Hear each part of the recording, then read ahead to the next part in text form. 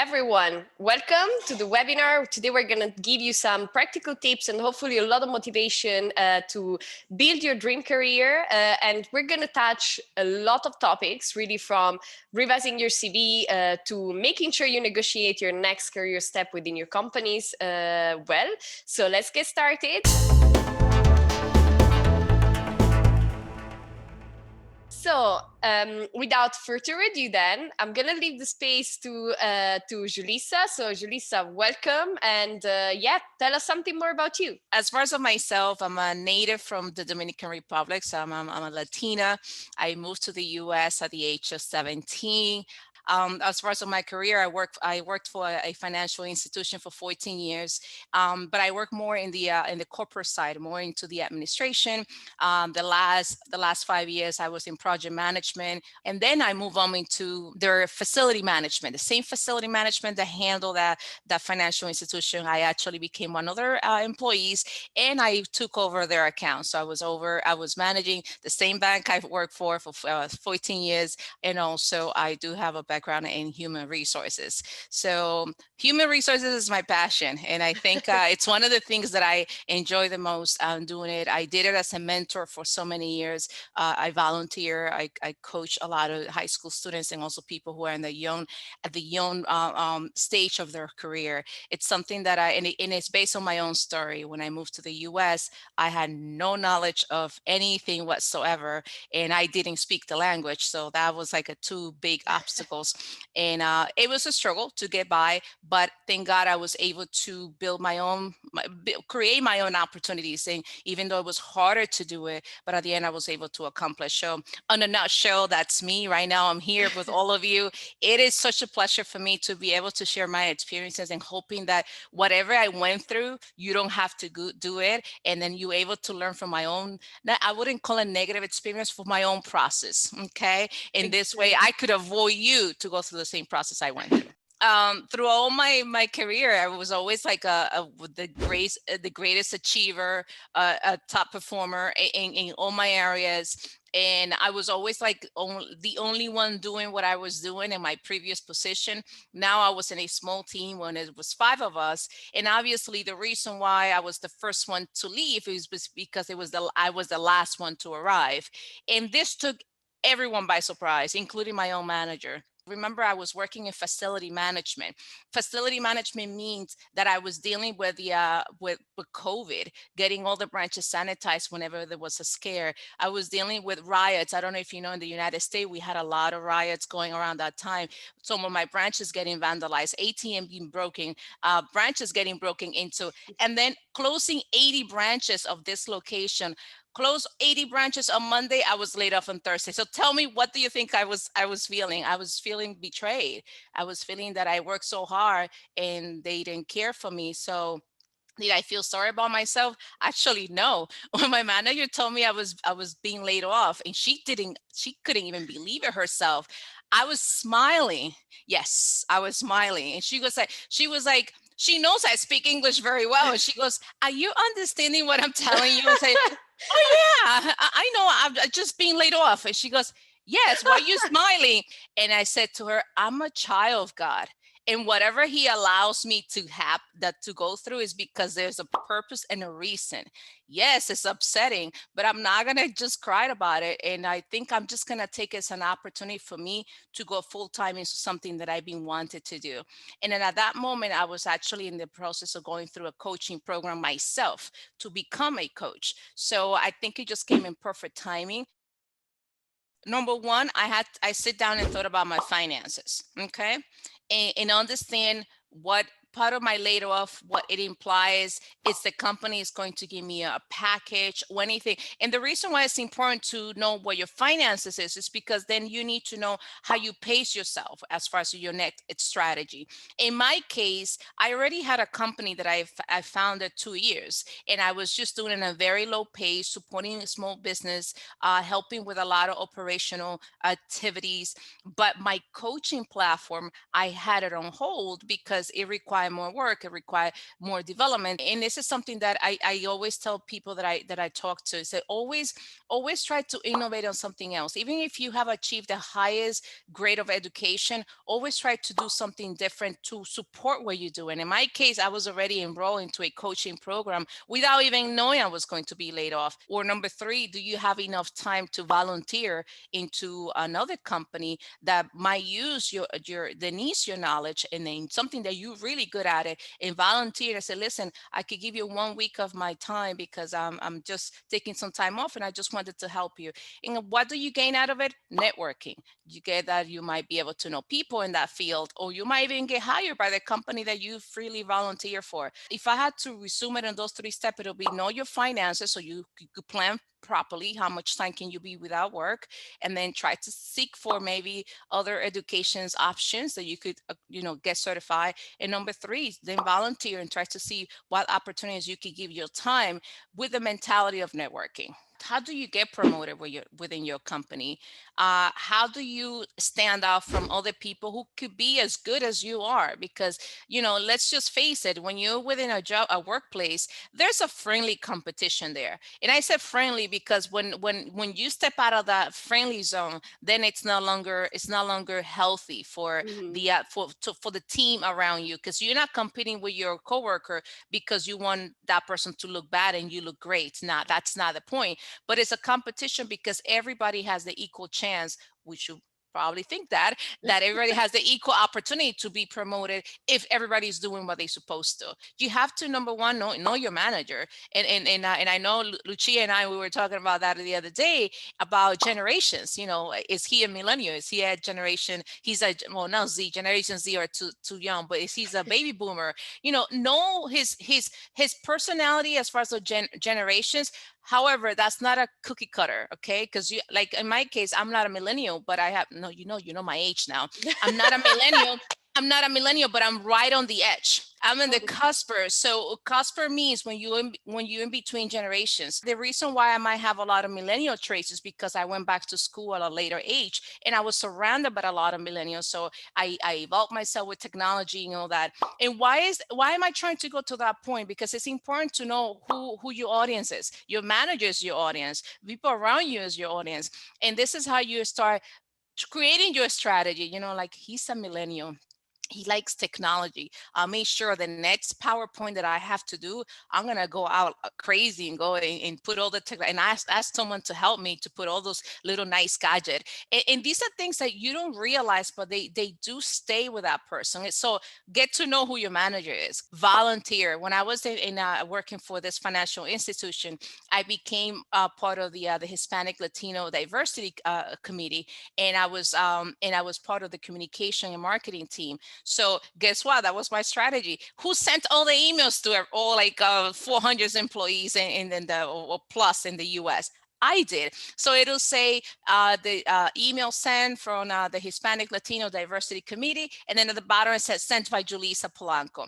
So it came to one point that whenever we had activities and people saw my name tag, oh, you Julissa Polanco, the girl who sends all the emails. So you need to be noticeable. And sometimes you have to give your free time. It's something you got to give. It's not going to come like knocking on your door. Hey, I'd like to promote you. No, you have to show what you're made of. And sometimes you don't get that opportunity, then create it. Then create the opportunity to showcase yourself if your company doesn't have it. Innovate, learn new things. If your company doesn't offer new learning and development, then try to do it on your own. Get accreditations, get certified. Nobody's going to come to you and tell you, in order for you to get promoted, you have to do this and this. You have to study your environment. I think number one, you need to have clearance from your direct manager, because you want to make sure that he or she supports the time that the fact that sometimes you might have to take 1 or 2 hours out of their schedule, the one that you're getting paid for, to do something volunteer for the company you both support. So having your manager's support it's a big thing, because he or she will never say, okay, how much time are you going to give to this committee, even though it's for the same company. So getting your manager's buy-in, it's number one. Number two, don't commit for something more than what you could give.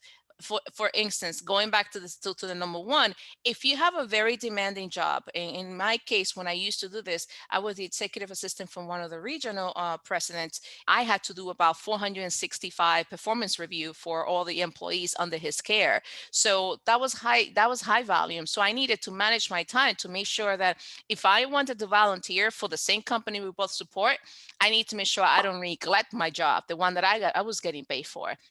And sometimes that requires maybe working extra hours. It's not because, oh, I'm volunteer the whole day cleaning a park, and then meanwhile your regular job is getting lost. It's just getting damaged and tarnished by your neglection. And you're doing something good, but it's bringing not good consequences. Start with baby steps. Try to get involved in something that you're so passionate about it that you could do it with your eyes closed. That it doesn't require for you to learn something new. Yeah, eventually you want to learn new skills. You want to use that to leverage your own knowledge, but at the same time, start with baby steps and learn how to say no. At one point, mind you, this is a very good, well-known international bank, and they were doing a brochure for Latin American, and I noticed there was a grammar error. So I can keep myself still. So I went and emailed the person that I know. I said, listen, that brochure had a grammar error. You don't say that in Spanish. Oh my God, why did I do that? Now all of a sudden I became the proofreader. You had to Every do that. every time they needed to launch a new brochure, they will send it to me. And at the end, I was like, oh my God, I can't believe I'm proofreading brochures that are going all over in Latin American. And then it became a burden. I mean, even my manager said, "Are these still like they were sending me large documents?" Didn't want to break rule number one, so I would take work home. And thank God I didn't have a family of my own, but I was seeing myself working late hours to proofread documents. So what do I have to do? At one point, I had to say, I can't help you anymore.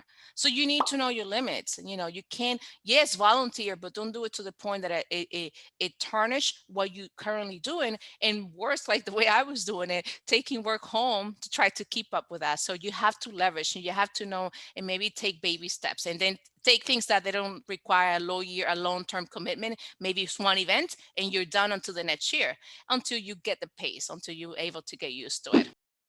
If you're doing what you have to do, or what you expected and more, and I'll tell you what more entails.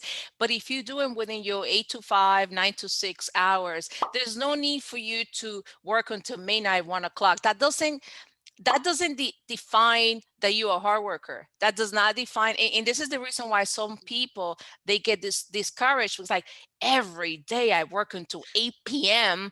and look how they treat me. They gave the job to this person who was leaving every single day at 5 o'clock on the dot.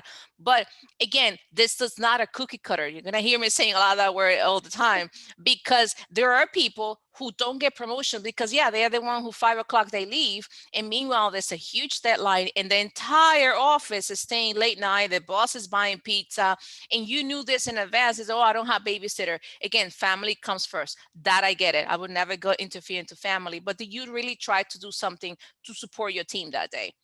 So these are the questions you have to ask yourself. Doesn't mean there's not a right or wrong. You have the right to leave at 5 p.m. unless it's something that the company make mandatory, and they advise you with weeks in advance, and then allows your time for you to arrange for babysitting, or make your schedule changes because it was a special request from the employer. I don't know what kind of relationship you have with your manager. So it's starting with that. It's starting with a relationship. And relationship doesn't mean that you're gonna go to a bar or to a coffee shop, or hang out on the weekends, or go to his place or her place, or he coming over. Relationship, it's the respect that you both show to each other, the respect that he or she has you as their employee, and what you have to that person as your manager. And why it's important, because you can have a heart-to-heart conversation when you're doing performance review with your manager. You could say, let me ask you a question. What does it take for me to have a position like yours? Can you mentor me? And you have to do it in a way that doesn't sound like a threat to them. Like, I want your job, your position. No, you say that you would like to do what he does, not that I want your job. Even if for those who are very, sincere, that's probably, I'll do whatever. No, we do have to be political correct at some point, and be genuine. I'm not even saying here lie and hide your own strategy, but you have to be smart, or speak smarter when you talking to your manager, so he or she doesn't feel it's a threat for him or her to lose their job. So you could definitely say, would you mentor me? I would like one day, if the opportunity arrives, maybe I would love to do the same thing. It'll be my pleasure and honor. And again, guys, don't lie. Okay, if you don't feel it, don't say it. Don't say it's my pleasure, or your honor, your majesty. No, no, don't overdo it. Doesn't work. But give, yeah, but give the person the respect, and and brag about them too. Let them validate the person. I'm so impressed at the way you manage this team, and one day I would love to have a position like yours. Would you mentor me? Do more than that you're being asked, okay? But don't overdo it to the point you're killing yourself, because then discouragement will come. Don't take it personal if somebody else was higher and you feel, because sometimes it's all about perception. There might have been something that you didn't do, and if you apply for that position, you didn't get it and somebody else got it, that's when relationship comes again. Go to your manager. May I know what can I do, what could have done different to get the job? And then he said, well, this person, when he was interviewed, he was more outspoken. The recruiter said that you were very shy and timid. So then feedback, get the feedback. Why didn't I get the job? Ask, and if it's not someone then ask the recruiter, especially if it's internal. Ask the recruiter, why did not I didn't get the job? Be a team player. See what all the people, everybody else is doing. If you have a new person that came on board, ask your manager, are you comfortable or okay if I could help the new person, I could help them be on board or whatever. Oh, fine. Or if it's someone higher than you are, would you mind if I shadow this person for one day? I just want to better understand. Like if you're the new rookie on the block, if you're the new person and you want to be noticeable, and it said, would you mind if I shadow so and so to see what they're doing? So it's just learning your environment, know your manager, innovate yourself, learn something new. If you one of your coworker knows something, hopefully that person is a team player and don't mind sharing with you. Number one, update your resume. How do you update your resume? There are so many tools out there. Don't limit yourself to one. Your resume has to showcase this skill set that the role you want to apply is asking for. One of my biggest tip that I give to my clients, and I said, okay, you want to be a project manager? Okay, so look up a role or a job description for project manager for the company you want to work for, and then please do not copy and paste the role, the job description. Paraphrase it. If they tell a project manager should be able to learn the scope of the work, I and learned this couple. I learned the scope of the work. No, come on, let's be let's use some common sense here. But the point is, remember, the resumes don't not always go in front of a recruiter or a human person. It goes through a computer system. So it's like the SEO of Google's and website. Okay, Mhm. it's gonna look for keywords. So you need to make sure you keywords, your SEO for resume. I'm gonna name it like this since we don't know the word.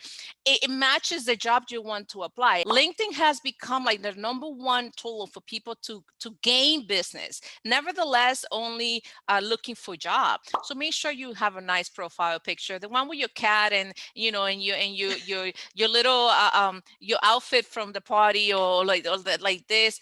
Don't do that. Make it professional. Take it, even if it's a selfie. Make sure you have a blank background. Your cover. Don't leave the cover that LinkedIn has. If you're good about something, then create a cover. Canva, which is a free tool, has a lot of LinkedIn covers that you could use. Just tell people who you are, what you do, how you can service, what you've done, what your experience is, and then list your employment. But for your employment, you just don't put HSBC Bank. Now you know who I work for. HSBC Bank. No, put there what you did, and now that's what I go and copy and paste my job description from that company that I work for. And recommendations. Give recommendation. Sometimes you feel skeptical asking, can you put a recommendation on LinkedIn for me? You feel you don't want to do it, fine, because sometimes I feel awkward doing it. You know what I do? I give recommendations, and normally when you give, you receive. It's better to give than receive, right? So a lot of times that provoke the person to, at least as an appreciation, then they think, and it's like, oh, you know what, she's nice, and I work with her too, and they put something back. So think about that. I mean, LinkedIn and your resume, that's your showcase. This is your storefront. This is how you get to know people. in networking, try to find groups within LinkedIn that you can network. When you send messages to LinkedIn, be strategic. Don't say hey, hi, and that's it, don't answer anymore. And I said, hey, you just something as simple as like, hi, I was viewing your LinkedIn profile, and I think we have a lot of things in common. It would be my pleasure to connect with you, and leave it like that. you know and then when the person responds, thank you so much for accepting my connection request, and then ask a question that generates a conversation. Like, start building those relationships. Be genuine and write post. When I see someone said, I've been looking for a job for 2 months, I've been getting a lot of rejection, I read those posts and I find out. I have reached out to some people and I said, listen, do you want me to take a look at your resume? But I've done that. When I see the story and I could feel the struggle from a post, Mhm. I take it upon myself and I write them in private. I said, listen, if you like a private consultation, I'll be more than happy to give you a whole hour of my time to help you, giving you tips for your resume. I've done that and I will continue doing it. But who did the first step? They did. And how do I build my respect and recognition for my skills? The best way is you don't have to say it. You just have to show it. You're like, it's like, oh, I'm a good writer. No, when you write an email, make sure that you use the bullet point. Please always double check your grammar, and this is how you showcase that you're a good writer. If that's what you want to showcase, don't go to the meeting, even though if it's the first meeting, not with nothing. Do your research, and I'm sure probably a lot of people will go to that meeting because it's the first one. Everybody's going to brainstorm, but here you come with a whole bunch of, here, this is what I found in Google, and then you organize it and create your own plan and come prepare one sheet of your own research. That shows organization skills, that shows leadership, that shows project management, that shows business development. So that's how you showcase all those new skills that you have. Number one, be prepared. Know the company. Take the time to go into their website and know what they do, who they serve. If they have a mission statement, know it. Know it, because at some point in the interview they might ask you a question that you will say, yes, I was actually very fascinated by your mission statement of serving communities, or by your environmental project, whatever it is. But you need to know that company. Again, we living in an era that we have all the information right at the tip of our fingers. There's no excuse for you to come to an interview without knowing the company that you're interviewing for. Number two, know the role. And then that goes back to one of the things I said before, that putting some of the keywords, not copy and pasting, but putting the keywords that you found on your job description. So know exactly what they expect you. So you make that as part of your conversation. So if you use the word, oh, I'm a multitasker, and in the job description says that it's a high pace environment, don't use the word multitasker. Say, well, I'm used to work in a high pace environment. Bingo, you just put a word that they have it, even though it's the same thing. You're a multitasker, you're doing a lot of things at the time. So you need to change your vocabulary based on your employer. Another thing is, be prepared to ask the following questions. Please pay attention to this. What are your weaknesses? What are your strengths? Do you have any questions? So, number one, what are your weaknesses? I'll give you one that I use all the time, so you get the idea. Because you can't say I don't have any weaknesses. It's just going to look so Not bad. realistic. So No, my weaknesses said, and this is my weaknesses, and you had to be strategic. What you said, I'm always late. No, don't say that. This is what I use in my case is that, well, one of my weaknesses is that I'm always trying to help all my team, my coworkers, and I end up like working extra hours because I'm helping everybody. Yes, I do my job.